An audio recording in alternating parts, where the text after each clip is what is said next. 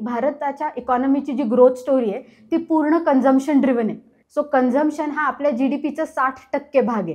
Consumption जेव्हा drive होईल तेव्हा ऑटोमॅटिकली इकॉनॉमी पुढे होईल.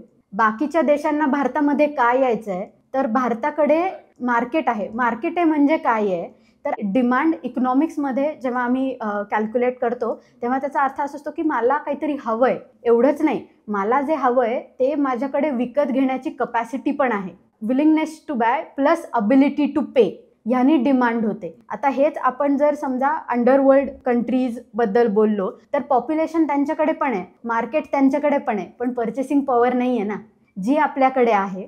त्याच्यासाठी बाकीच्या देशांना किंवा बाकीच्या देशातल्या कंपनीला आपल्याकडे यायचं आहे जेणेकरून त्यांचे जे काही प्रॉडक्ट्स आहेत, जे काही सर्व्हिसेस आहेत ते त्यांनी इथे विकल्यावरती विकत घेण्याची लोकांकडे कपॅसिटी आहे. म्हणून ती कन्झम्पशन ड्रिव्हन गोष्ट आहे.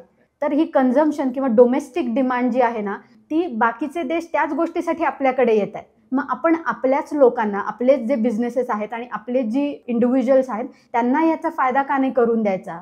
ह्याच्यासाठी गव्हर्नमेंट वेगवेगळ्या गोष्टी, वेगवेगळ्या स्टेप्स घेत आहे. तर त्याच्यामध्ये स्टेबिलिटी प्लस इकॉनॉमिक ग्रोथ हे जर मेंटेन करायचं असेल तर डोमेस्टिक डिमांड ड्राईव्ह करणं हे खूप इम्पॉर्टंट आहे.